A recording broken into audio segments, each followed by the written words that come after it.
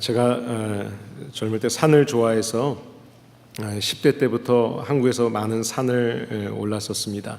그런데 미국에 와서 허리 디스크로 고생을 하면서 산에 가자 그러면 이렇게 좀 피하고 도망을 했었어요. 근데 이번에 한국 방문 여행 중에 평창 올림픽이 열리는 스키장 가까이에 둔내라는 지역이 있는데 그곳에서 한 이틀을 머물면서 예전에 다녔던 설악산과 치악산을 가족들과 함께 다녀왔습니다. 예전에 등산을 할 때는 뭐 설악산 같은 경우에는 그 주봉이 대청봉이죠. 한 1,700m가 넘는 곳인데, 그리고 치악산의 주봉은 이제 비로봉이라고 하는데 거기도 한 1,200, 300 정도 되는 그런 높이입니다. 거기까지 오르지는 못했지만 모처럼 가족들과 함께 천천히 걸으면서 한 왕복으로 4시간 정도의 짧은 등산을 이틀 동안 했습니다. 산을 오르면서 옛날 생각이 많이 났어요. 산을 오르는 이유에 대해서 사람들이 가끔 산을 왜 오릅니까? 그럼 이런저런 이야기들을 합니다.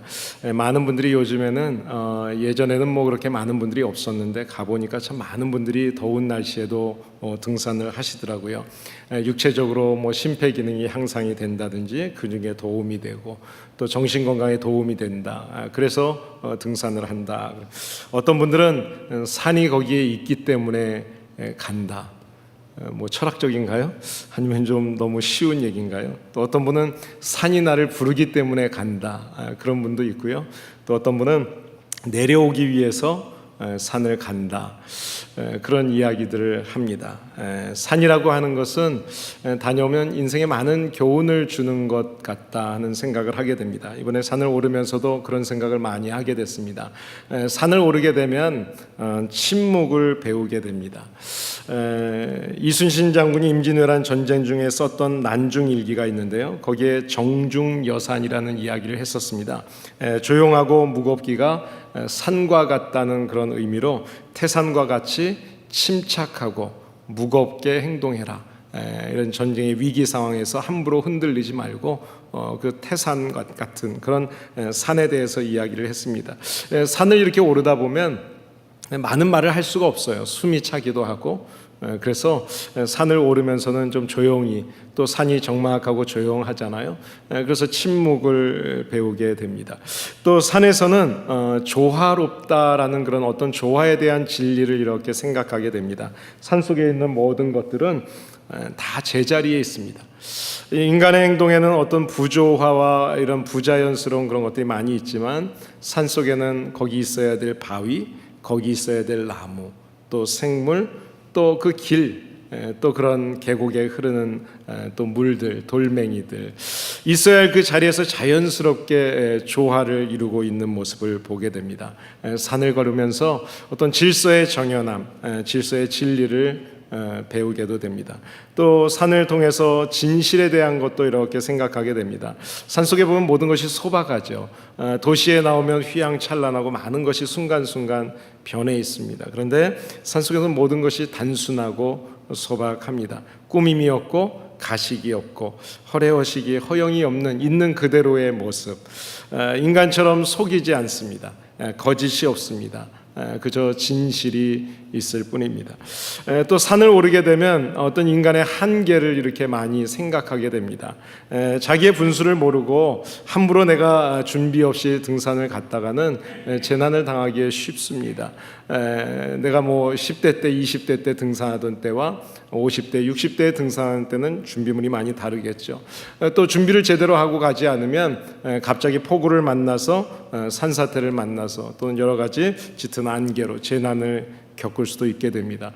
산이라고 하는 것은 오르면서 인간의 많은 한계를 이렇게 생각하게 해줍니다. 또 산을 오르게 되면 비움이라는 것을 생각하게 됩니다. 내려놓고 비우는 것. 정상에 오르기 위해서는 많은 짐을 가져갈 수가 없습니다. 정상을 오르고 싶은 사람들은 많은 것들, 가져가고 싶은 것들을 내려놔야 합니다. 그리고 짐을 최소화해서 간편하게 해야 됩니다. 욕심을 내면 많은 것을 가지고 가면 높은 곳을 오를 수가 없습니다. 또 하나 중요한 것은 산은 오르기 위해서 가는 것이 아니라 내려오기 위해서 올라가는 것입니다. 반드시 내려오게 되어 있습니다. 내려올 때가 더 중요하죠. 높은 산을 오르고 나서 다시 내려올 때가 있다. 우리의 인생도 그렇다는 것을 깨닫게 해줍니다. 이 밖에도 사는 많은 것들을 우리들에게 가르쳐 줍니다. 결론적으로 한마디로 표현한다면 저는 산을 통해서 산을 다녀올 때마다 겸손을 배우게 됩니다. 높은 산에 올라가서 산 정상에서 장엄한 온 세상을 바라보게 될 때 창조주 하나님 앞에서 겸손하게 됩니다. 또 등산을 잘 마치기 위해서는 준비할 때부터 그리고 그 과정과 올라가고 내려오는 모든 과정 속에서 정말 겸손하지 않으면, 조급하지 않고 서두르지 않지 않으면 함부로 하면 어려움을 겪게 된다는 것. 그래서 겸손을 배우게 됩니다. 오늘날 우리 성도가 본받아야 될 예수님의 마음 중에 가장 중요한 마음이 무엇일까 종종 생각하게 되는데, 그 생각의 첫 번째로 오늘은 겸손에 대한 이야기를 생각해 보려고 합니다. 사람에게는 마음이라는 것이 있습니다. 마음이 있어요. 흔히 마음을 곱게 쓰라, 그런 이야기를 하죠. 노래 가사 중에는 얼굴만 예쁘다고 여자냐, 마음이 고와야 여자지. 여자들이 참 좋아하는 노래죠. 그런 말들을 가만히 풀어보면 그 말 속에는 좋은 말을 하면서 살아라라는 거지만 마음에 좋은 마음을 가지라는 겁니다. 좋은 마음을 가지라. 마음이라고 하는 것이 우리 눈에 보이지 않습니다. 그래서 상대방의 사람의 마음을 다 알 수가 없어요. 나는 진실하게 표현했어도 상대방이 진실하게 하고 있는지를 알 수가 없습니다. 그래서 우리가 흔히 하는 말 중에 시어머니의 마음은 아무도 모른다. 그 마음 중에 시어머니 마음 읽기가 제일 어려운가 봐요. 하나님은 그런데 우리의 외모를 보시지 않고 아무도 알 수 없는 사람의 마음을 하나님은 아신다고 이야기합니다. 우리의 마음의 중심을 아신다고 이야기하죠. 그래서 성경을 보시게 되면 성경에서 마음에 대한 이야기가 참 많이 나옵니다. 그런데 잠언에 특히 그 말씀들이 많이 나오는데 일부의 말씀을 보게 되면 이런 말씀들이 있습니다. 마음이 사탁한 자는 복을 얻지 못한다. 마음의 즐거움은 양약이라도 심령의 근심은 뼈를 마르게 한다. 사람의 교만은 멸망의 선봉이요 마음의 즐거움은 얼굴을 빛나게 하고 마음의 근심은 심령을 상하게 한다. 너희의 마음을 다해서 여호와를 의뢰하고 명철을 의지하지 말라. 마음을 지키라. 이런 말씀들을 합니다. 또 창세기 6장 5절에 보시게 되면 노아의 홍수 때 사람들이 심판을 받아서 멸망당할 이유를 말씀하시면서 이런 말씀을 합니다. 사람들이 마음으로 생각하는 모든 계획이 항상 악했다. 이렇게 말씀합니다. 마음에서 생각으로, 생각에서 계획으로, 계획에서 악함으로. 그러니까 반대로 풀어보면 악한 것이 어떻게 된 것인가 하면 계획에서 나오고 그 계획은 생각에서 나오고 그 생각은 마음에서부터 나왔다는 것입니다. 우리의 마음을 지배하는 것이 영입니다. 그래서 우리의 영이 거듭나면 사람이 착해져요. 마음이 착해져요. 그런데 영이 거듭나지 못하면 마음을 제대로 다스리지 못하는 것입니다. 그렇기 때문에 마음에서 악한 생각이 나오고 그 악한 생각이 악한 계획을 만들고 악한 계획이 결국 악한 행동을 만들게 되는 것입니다. 그렇다면 어떤 마음이 좋은 마음일까요? 우리가 본받아야 될 마음은 어떤 마음일까요? 바로 오늘 본문은 그리스도 예수의 마음을 본받으라고 이야기합니다. 그러니까 예수님을 믿는 사람이라고 한다면, 내가 예수님을 따르는 사람이라고 한다면, 내가 성도라고 한다면 우리의 마음 속에 항상 예수님의 마음을 품어야 하는 것입니다. 마음에 예수님을 품으면 우리의 생각이 예수님의 생각을 알게 되고, 내가 예수님의 마음을 품으면 예수님의 생각을 알기 때문에 예수님이 가지고 계시는 계획을 갖게 되고, 예수님의 계획을 알았기 때문에 예수님이 원하시는 일들을 행동을 하게 된다는 것입니다. 자, 그렇다면 예수님의 마음은 어떤 마음일까요? 한마디로 이야기하면 자신을 비우는 겸손한 마음입니다. 빌립보서 2장 5절에서 8절 말씀을 다시 보시면 예수님의 마음을 구체적으로 이렇게 표현하고 있습니다. 너희 안에 이 마음을 품으라. 곧 그리스도의 예수의 마음이니 그는 근본 하나님의 본체시나 하나님과 동등됨을 취할 것으로 여기지 아니하시고 오히려 자기를 비워 종의 형체를 가지사 사람들과 같이 되셨고 사람의 모양으로 나타나사 자기를 낮추시고 죽기까지 복종하셨으니 곧 십자가에서 죽으셨다. 이 말씀은 예수님의 겸손의 모습을 한 단편적으로 보여주는 말씀입니다. 예수님의 마음은 자기를 비우는 마음입니다. 예수님은 원래 하나님이시죠. 하나님이 어떻게 인간의 몸을 입고 올 수 있습니까? 그것은 바로 자기를 비우지 않으면 그럴 수 없는 거예요. 이것이 바로 겸손의 시작입니다. 그래서 하나님 앞에 나와서 예배를 드릴 때, 예배를 드리는 우리의 마음의 자세는 먼저 우리의 마음을 비워야 돼요. 이 마음이라고 하는 것은 내 생각, 나의 어떤 사고, 나의 어떤 경험, 이 모든 것이 포함되는 것입니다. 이것을 비우지 않으면, 내 마음을 비우지 않으면 자기의 것으로, 자기의 생각으로, 내 사고로, 내 경험으로 꽉 차 있으면 예배를 통해서 은혜를 받을 수가 없어요. 변화가 일어날 수가 없습니다. 말씀을 준비하면서 컴퓨터로 타이핑을 이렇게 하다가 사람이라는 단어를 치려고 했는데요. 치고 나서 나중에 보니까 실수로 삶이라고 이렇게 타이핑이 돼 있었어요. 그 삶을 타이핑하고 나서 혼자 이런저런 생각을 많이 하게 됐습니다. 사람에서 모음인 아자가 빠지고 나니까 삶이 되더라고요. 그런데 가만히 생각해 보니까 사람이라는 단어에서 자음, 이 미음을 이응으로 바꾸면 또 이게 사랑이라는 단어가 되더라고요. 사람, 사랑, 삶. 이 세 가지는 어떻게 보면 상당히 유사성이 있는 단어다 하는 생각을 하게 됐습니다. 그러면서 이런 마음이 들었어요. 사람이라고 하는 것이, 사람이 사랑을 하면서 살아가는 것, 이것이 하나님이 원하시는 성도의 삶이 아닐까. 하나님이 우리에게 원하시는 삶은 어떤 삶일까? 그것은 바로 사랑하면서 사는 삶. 이것이 하나님이 원하시는 사람의 모습입니다. 우리가 자주 사용하는 말 중에 먼저 사람이 되라, 그런 이야기를 하죠. 먼저 사람이 되라. 공부를 하고 출세를 하고 돈을 많이 버는 것에 앞서서 먼저 사람이 되라. 목사들에게도 그런 얘기들을 종종 하고 싶은 때가 있어요. 먼저 인간이 됐으면 좋겠다는 생각이 들 때가 있어요. 사실 사람한테 사람이 되어야 한다는 말은 어떻게 보면 맞지 않는 말처럼 들려질 수 있습니다.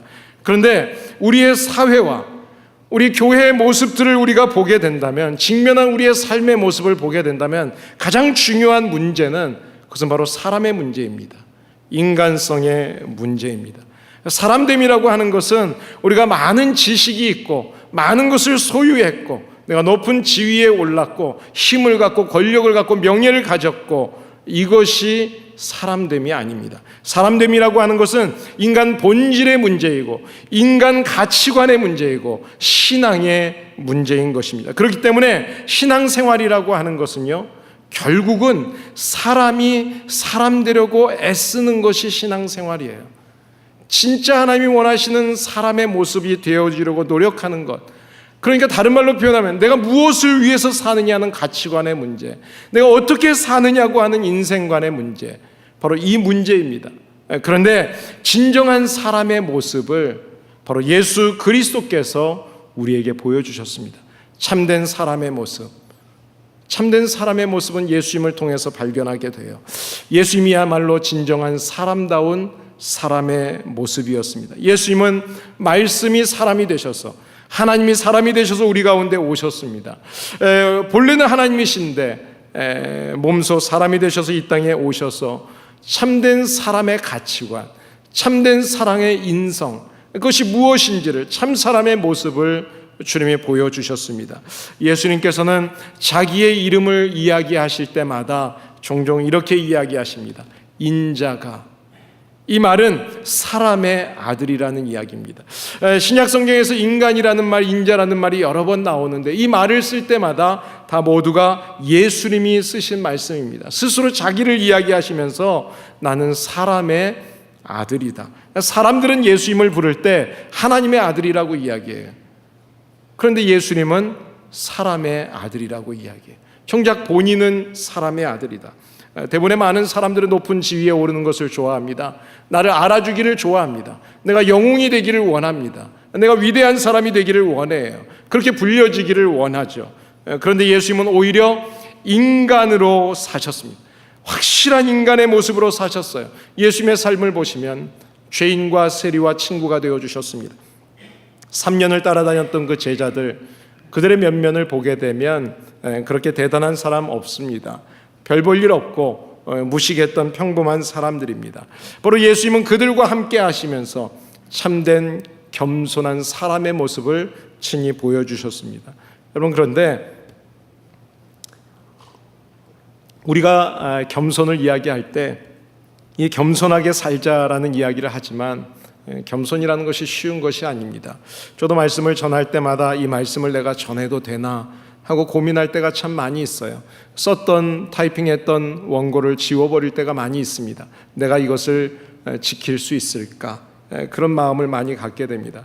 누구나 할 수 있는 것 같지만 아무나 할 수 없는 것이 겸손입니다. 그렇다면 어떤 사람이 겸손한 사람일까요? 오늘 성경은 우리들에게 한 가지 그 겸손한 사람의 모습을 가르쳐주고 있습니다. 그 모습은 남을 나보다 낮게 여기는 사람입니다. 빌립보서 2장 1절에서 3절 말씀을 보시면 이렇게 말씀합니다. 그러므로 그리스도 안에 무슨 권면이나 사랑의 무슨 위로나 성령의 무슨 교제나 긍휼이나 자비가 있거든 마음을 같이하여 같은 사랑을 가지고 뜻을 합하며 한 마음을 품어 아무 일에든지 다툼이나 허용으로 하지 말고 오직 겸손한 마음으로 각각 자기보다 남을 낮게 여기라. 빌립보 교회는 시작이 이렇게 시작됐습니다. 옷감을 팔던 자주장사 루디아가 예수를 믿게 되고 그 여인의 집에서 교회가 시작이 됩니다. 그리고 빌립보 교회가 하나님의 은혜로 부흥하게 되었습니다.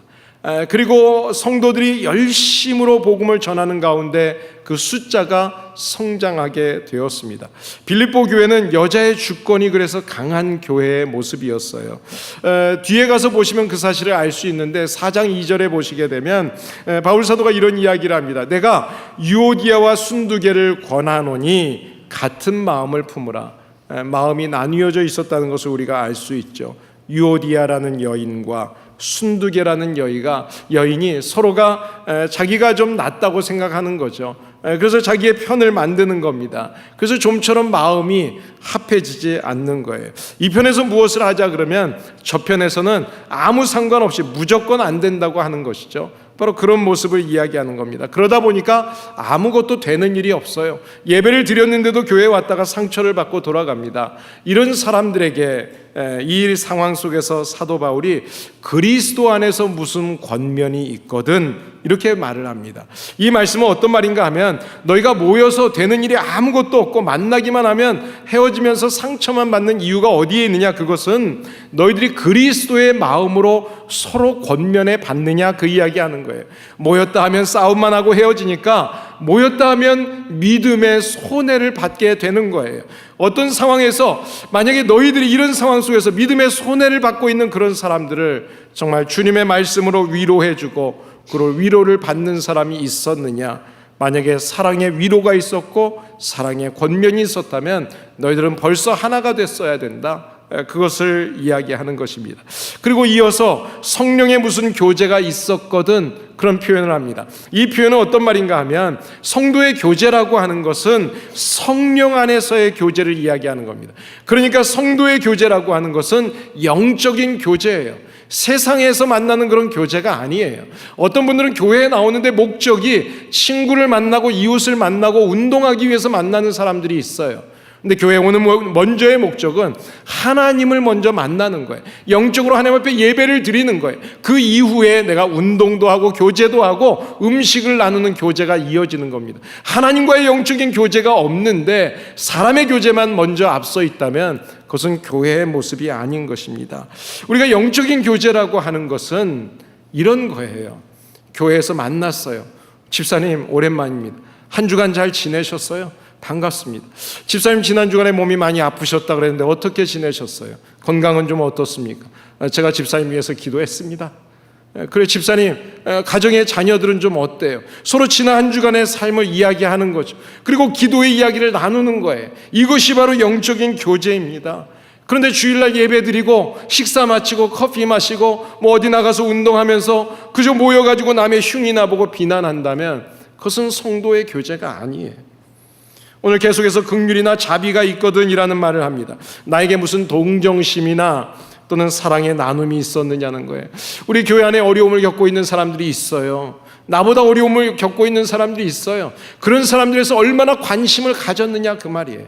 그리고 그들을 얼마나 돌아보았느냐 그 말입니다. 그리고 이어서 이런 말씀을 합니다. 이제는 내가 제일이다, 내 말이 맞다 그러지 말고 겸손한 마음으로 다른 사람을 나보다 낮게 여겨라. 유오디아는 순두개를 자기보다 낮게 생각하고, 순두개는 유오디아를 나보다 더 좋은 사람으로 생각하고, 이런 모습이 바로 그리스도인들이 가져야 될 겸손한 마음이라고 이야기하는 것입니다. 우리가 겸손해라 그러면, 겸손이라고 하는 것은 내가 겸손하면 손해를 본다고 사람들이 많이 생각을 하죠. 그래서 아이들에게도 겸손에 대해서 잘 안 가르치는 것 같아요. 네가 이래야 네가 뭐 앞설 수 있고, 이런 것들을 주로 많이 가르치죠. 그런데 깊이 살펴보면 겸손하면 결국은 유익을 얻게 됩니다. 잠언 11장 2절을 보시게 되면 교만이 오면 욕도 오거니와 겸손한 자에게는 지혜가 있느니라. 교만한 사람은 욕을 먹어요. 그러나 겸손하면 지혜가 있다. 이 말은 겸손과 지혜는 같은 말이라는 거예요. 겸손의 반대말이 교만이고 지혜의 반대말이 겸손이에요. 어리석음, 미련함이에요. 그러니까 교만한 사람은 어리석은 사람이라는 거죠. 잠언 12장 15절을 보시면 미련한 자는 자기 행위를 바른 줄로 여기나 지혜로운 자는 권고를 듣는다, 그렇게 이야기합니다. 그래서 미련한 자는 교만한 자를 이야기하는 겁니다. 교만한 사람은요, 항상 자기가 옳다고 생각을 해요. 내가 제일이라고 생각을 해요. 그래서 자기를 앞세우고 다른 사람의 말을 들으려고 않죠. 그리고 무시합니다. 다른 사람에게 함부로 대합니다. 그리고 쉽게 이런 이야기합니다. 나는 뒤끝이 없어요. 그 사람이 상처받는 것은 생각하지 않아요.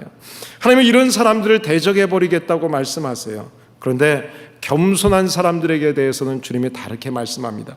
여러분, 겸손한 사람은 나의 약점, 그리고 나의 부족함을 인정합니다. 제3자가 나에 대해서 충고를 해주면, 아, 집사님, 그러네요. 제가 미처 생각하지 못했네요. 고맙습니다. 가르쳐 주셔서 감사합니다. 그렇게 표현하는 거예요. 충고를 받아들이는 거죠.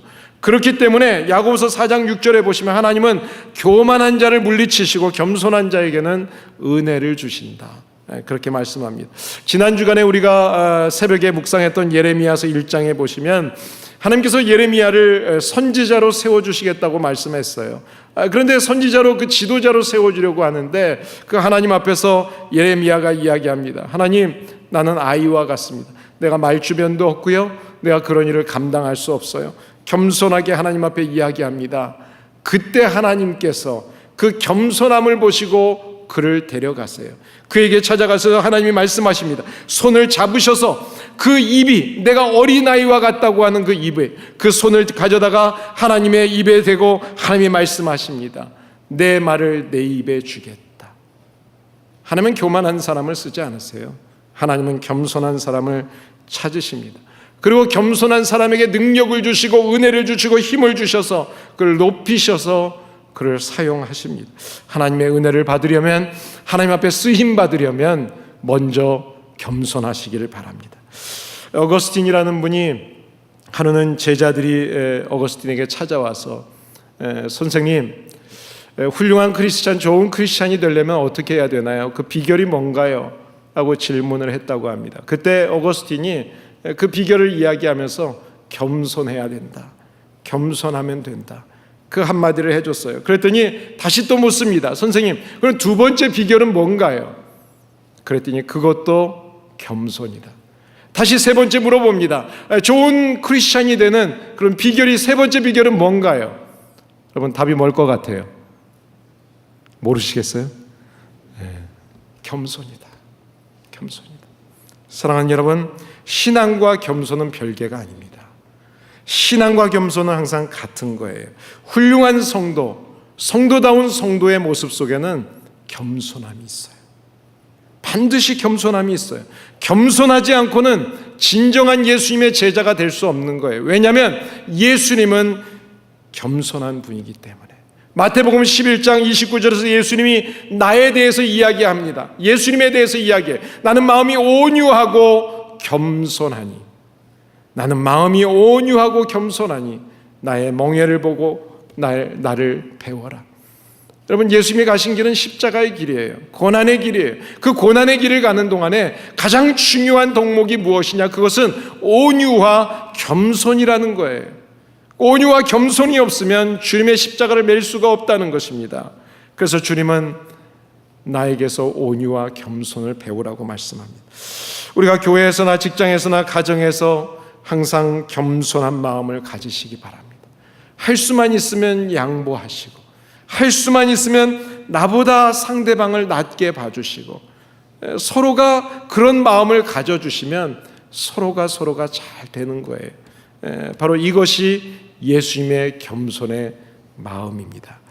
한국에서 운전을 하고 이렇게 가다가 차 안에서 광고 이렇게 멘트가 나오는데 그게 귀에 이렇게 좀 들어왔어요.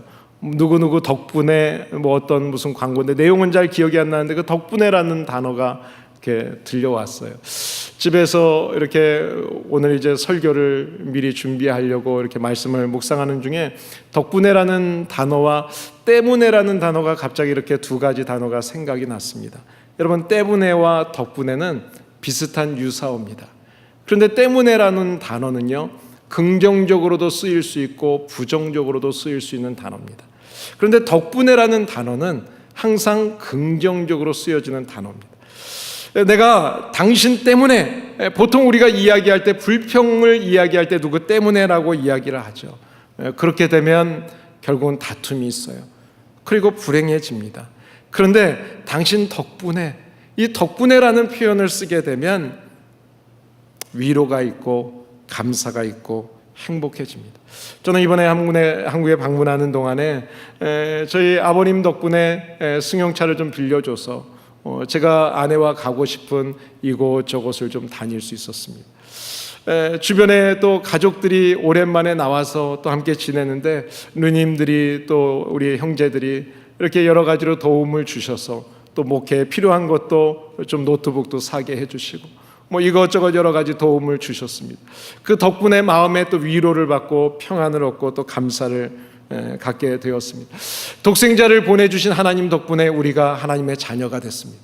하나님의 뜻을 따라서 이 땅에 오셔서 십자가에서 죽어주신 예수님 덕분에 우리는 그리스도인이 됐습니다. 누군가가 나에게 예수 그리스도에 대한 복음을 전해주신 그 덕분에 우리는 예수 그리스도를 믿고 오늘 이 자리에서 함께 예배드리는 사람들이 되었습니다.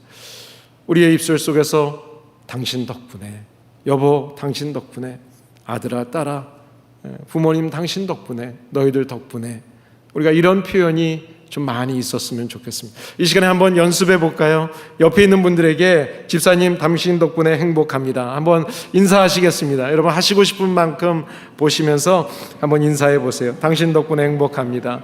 감사합니다. 당신 덕분에 기쁩니다. 그래요. 여러분, 우리가 이렇게 겸손하게 말하고 겸손하게 행동할 때 우리가 모이면 예배가 은혜가 되는 것입니다.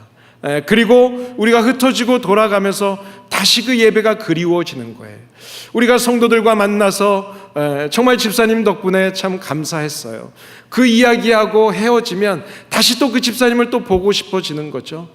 그렇습니다. 겸손하신 예수 그리스도의 마음을 가지고 겸손한 그리스도인으로 사셔서 정말 하나님께 영광이 되는 그런 성도들 되시기를 예수님의 이름으로 축복합니다. 함께 기도하시겠습니다.